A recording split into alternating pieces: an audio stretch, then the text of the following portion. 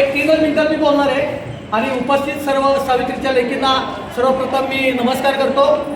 जागतिक महिला दिनानिमित्त आज आपल्या सत्कार समारंभाचं आयोजन करण्यात आलं होतं। ज्यांना ज्यांना पुरस्कार मिळाला, ज्यांनी आपल्या आयुष्यामध्ये जिद्द चिकाटी प्रबळ आत्मविश्वास याच्या जोरावर एक समाजासाठी देशासाठी ज्यांनी काम केलं त्यांना या ठिकाणी गौरवण्यात आले।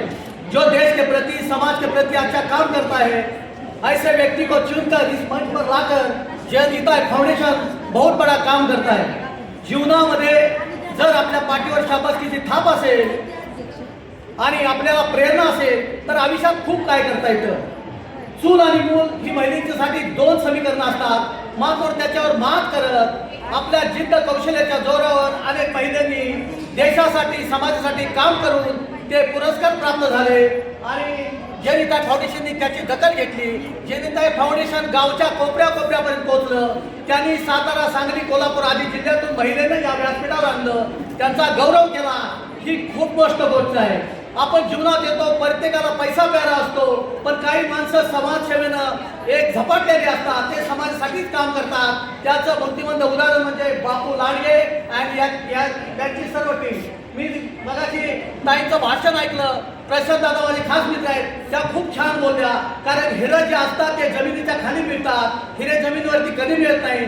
नदीचा जन्म असतो गोड पाणी देण्यासाठी, समुद्राचा जन्म असतो खारट पाणी देण्यासाठी। मधुमक्खियां शहद जमा करती है, उसका लाभ किसी और को होता है, मधुमक्खीला तसं होत नाही। बापू लांडगे झटतो, समाजासाठी झटतो, एक समाजाचं व्रत घेऊन तो झटतो। आज महिलांना तुम्ही जेव्हा तुमच्या गावामध्ये ट्रॉफी घेऊन जाणार आहेत, साहजिकच तुमच्या गावातले तुमच्या आजूबाजूचे लोक गोळवणार आहेत, तुमच्या पाठीवर शाबासकीची थाप येणार आहे।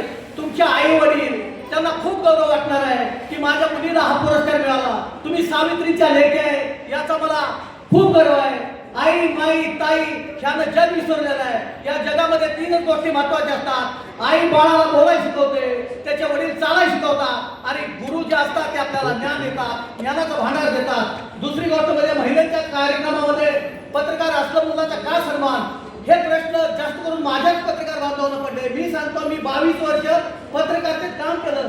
30,000हून अधिक छायाचित्र माझी वृत्तपत्रात छापली गेली। मोठमोठ्या मी टीव्ही चॅनलमध्ये काम केलं। दिवंगत नेते विलासराव देशमुख साहेब असतील, अजितदादा पवार साहेब असतील, आर.आर. राव असतील, यांच्यासारख्या दिग्गज मान्यवर नेत्यांनी मला शाबासकी दिली आणि पुरस्कार दिले, गौरवलं। 22 वर्ष मी पत्रकारितेचा वापर जो केला तो समाजासाठी केला आणि त्याचं फळ म्हणून मला 9 डिसेंबर 2025ला दिल्लीमध्ये केंद्रीय मंत्र्यांच्या उपस्थितीत भारत गौरव पुरस्कार देऊन मला गौरवण्यात आलं। तिथं बोललं गेलं की एक छोटेसे शेअर करण्याचा एक मंच पर आहे, हे बहुत बड़ी गौरवशाली बात आहे। तुम्ही पण काम करा माझ्या मित्रांनो, तुम्हाला देखील पुरस्कार मिळालो। इतरांना पुरस्कार मिळाला म्हणून दुःख वाटून घेऊ नका, इतरांच्या सत्कारात तुम्ही सामील व्हा। पत्रकारिता खाण्याचं काम नाहीये, त्याच्यासाठी दिनरात रस्त्यावर राहावं लागतं। असलं मुलांनी कराड हे एक समीकरण झाले। कराडनं मला खूप खूप प्रेम दिलंय, खूप बळकटी दिल्या। 22 वर्षात एक दिवस सुट्टी न घेणारा काम करणारा मी पत्रकार आहे, म्हणून शासनानं आज मला आदेशून कार्ड दिले, एसटी फुकट दिला, मला पूर्ण महाराष्ट्र प्रवास फुकट दिलाय। तुम्ही पण काम करा, तुम्हालाही पुरस्कार मिळतील। इतरांच्या स्वागतासाठी तुम्ही येणार, तुमचं मन तसं ठेवा, तुम्हाला मिळतील। एक टीकाटिप्पणीचं वास्तविक नाहीये, पण साहेब जयनीताईने मला पुरस्कार इथं जाहीर केल्यानंतर अनेकांनी प्रश्न केले, अरे त्याचा काय सन्मान? अरे बाबा, हा पोरगा दिल्लीमध्ये पोहोचला म्हणून त्याची दखल जयनीता फाउंडेशन घेतली।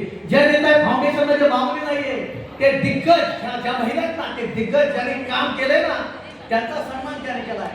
त्याच्यामुळे या सर्व सावित्रीच्या लेकींना मी मानाचा मुद्रा करतो आणि त्यांच्यासाठी एक छोटंसं बोलतो की ऐरणीच्या देवा तुला ठिणकी ठिणकी वाहू दे आणि आभाळ एवढी माया या सर्व सावित्रीच्या लेकीवर तुझे आशीष राहू दे।